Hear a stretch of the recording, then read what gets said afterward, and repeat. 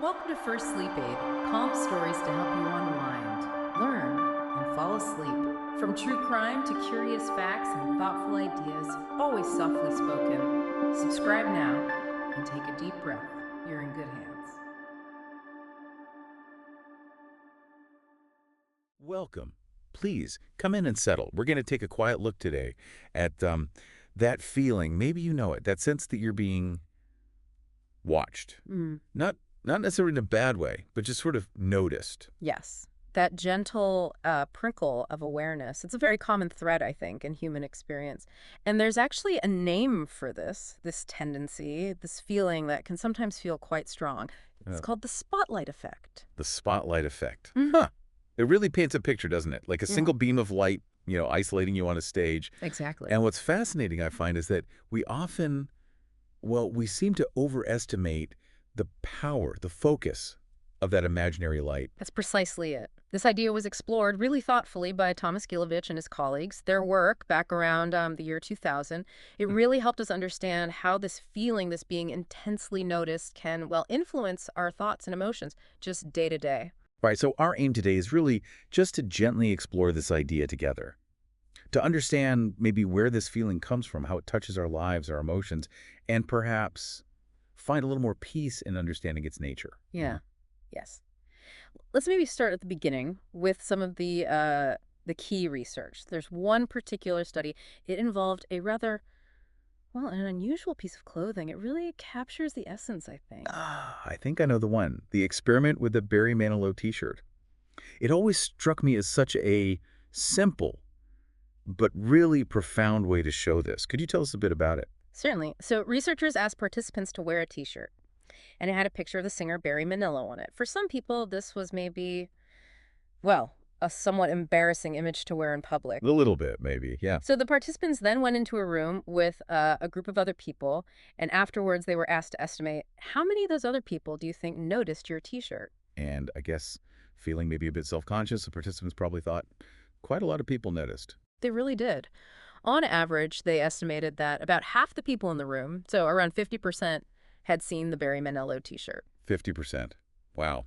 But the actual number, Yeah. it was quite different, wasn't it? Oh, yes. The reality was that far fewer people noticed the shirt, only about 20%. 20%. So, quite a gap. A significant gap, yes.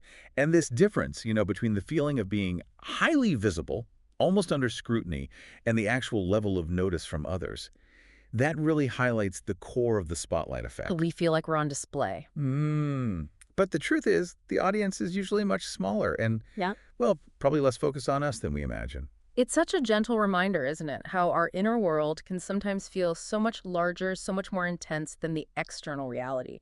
We're just so aware of our own actions, our appearance, our inner thoughts, Yes, that exactly. we just naturally assume others must be just as tuned into us. And this assumption, this tendency to overestimate how much others are noticing us, it seems to be rooted in a broader aspect of how our minds work, something called cognitive egocentrism. Cognitive egocentrism, okay. It's really just a very natural inclination to see the world primarily from our own point of view. Because we are so aware of ourselves, it just feels logical that others would be too, right?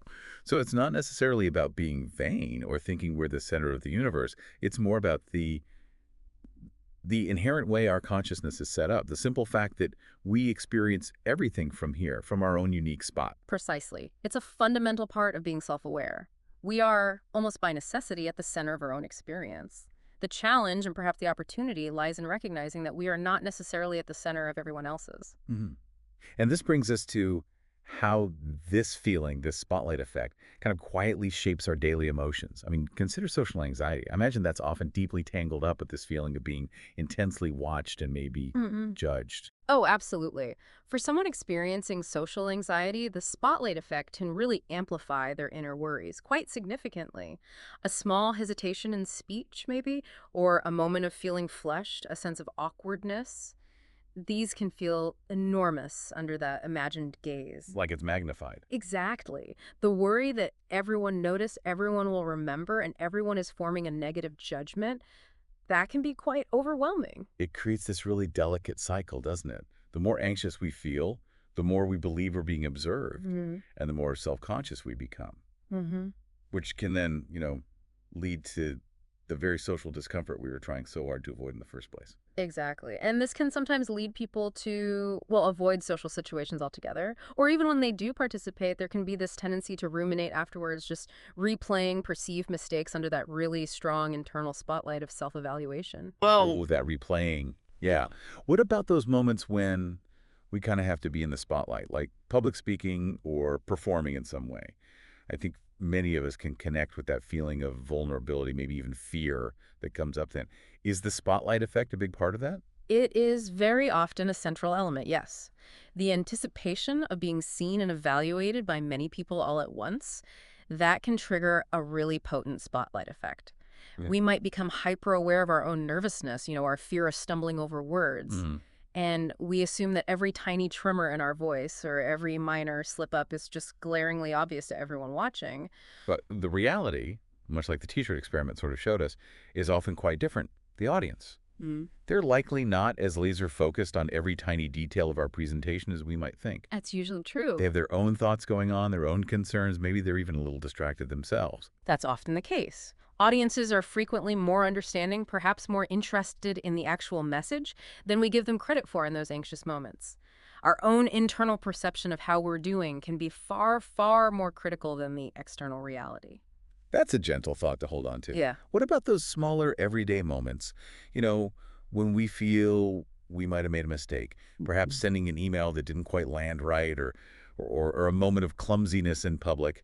Does the spotlight effect color how we remember and judge those situations too? It does, yes. We tend to overestimate how much others will recall our actions, especially those moments we see as negative or, less than perfect. We replay it in our heads. Exactly. We might replay that slightly awkward exchange or that poorly phrased email over and over in our minds, convinced that it's left this lasting, really unfavorable impression on everyone involved.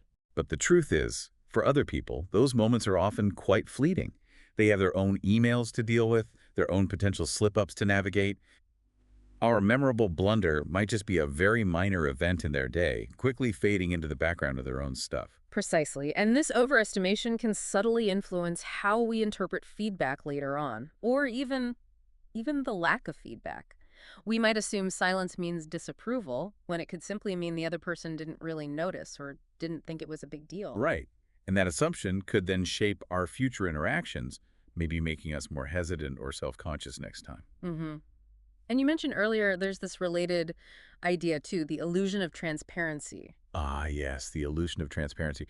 Could you explain a bit more how that fits in with this feeling of being in the spotlight? Well, the illusion of transparency is the feeling that our internal states, like our nervousness or maybe feelings of guilt or uncertainty, are much more obvious to others than they actually It's are. like they can see right through us. Sort of, yes. We might feel our heart racing before we have to speak in front of a group, and we just assume that everyone around us can clearly see how anxious we are. We feel transparent. So we feel like our inner world is completely on display. But in reality, those internal feelings are often quite private, not as visible as we think. Precisely. And this feeling of being transparent can actually make the discomfort of social situations even worse. If we believe everyone can see our nervousness, it can paradoxically make us more nervous, creating this reinforcing loop. It all seems to feed into those feelings of self-consciousness, doesn't it? Those moments of maybe shame or embarrassment or self-doubt. It's like we're constantly anticipating a negative judgment that, well, that might not actually be happening, at least not to the extent we imagine. Yes, these emotions often have their roots or are certainly amplified by that inflated sense of how much others are paying attention to us and how much they care about our actions or perceived flaws. We kind of project our own intense self awareness onto others. And assume they're equally focused on us and our potential mistakes. Exactly. We assume they are. It's interesting to consider, you've touched on this briefly, if this spotlight effect might feel different in different cultures. Hmm. Yes. There is some suggestion that cultural values might play a role here. For instance, in societies that place a greater emphasis on individualism, where, personal image and maybe standing out are more prominent, the spotlight effect could potentially be more pronounced. The fear of individual judgment might carry a bit more weight. Right, whereas maybe in cultures that prioritize collectivism, group harmony, perhaps the focus is less on intense individual scrutiny and more on the group fitting together. That's a very thoughtful consideration. The emphasis on fitting in and maintaining group cohesion might shift the focus away from intensely watching individual actions. Although, more research would really be helpful to fully unpack those cultural nuances in relation to the spotlight effect. Sure, sure. So, given all this understanding of the feeling of being watched, the tendency to overestimate how much others notice us, what can we do with this knowledge? How can we maybe soften the intensity of that imaginary spotlight in our own lives? Well, the very first step, and this is often the case with understanding our own cognitive biases, is simply recognizing that this tendency exists. Just knowing about it. Awareness. Yes, understanding that it's natural for us to overestimate how much others notice and care. That's a valuable piece of awareness in itself. It can be a gentle relief, actually, to realize that most people are, in fact, primarily focused on their own experiences, their own thoughts, their own concerns. That alone feels like a small weight lifted, doesn't it? Yeah. Just that quiet understanding that we're not always the main character in everyone else's internal movie. It can be incredibly freeing, and beyond that initial recognition, there are some gentle practices we can cultivate. Developing self-compassion, I think, is really important. Being kind to ourselves. Yes. Acknowledge that there will likely be moments when you feel overly self-conscious. And in those moments, try to be kind to yourself about it. Recognize it as, that's the spotlight effect happening, rather than seeing it as proof of some deep flaw. So instead of being critical, like, oh, I messed that up, we can maybe just notice, there's that familiar spotlight feeling again. Exactly. Gently questioning our assumptions can also be helpful. If you find yourself feeling really anxious about how a particular event or interaction was perceived, maybe consider seeking a balanced perspective from someone you trust. Like a reality check. Sort of, yes. Asking them for their honest thoughts on how things seemed can sometimes provide a more grounded view than our own internal anxieties might allow. It gives you a Yeah. wider lens. A way to see beyond our own potentially narrow and often critical self-perception. Hmm. And practices that cultivate present moment awareness, like mindfulness, can also be beneficial. How so? Well, by gently focusing on our immediate sensory experience, what we see, hear, feel right now, we can shift our attention away from dwelling on imagined judgments or replaying past moments under that intense internal spotlight. Bringing ourselves back to the simplicity of the present moment rather than getting carried away by stories about what others might be thinking. Precisely.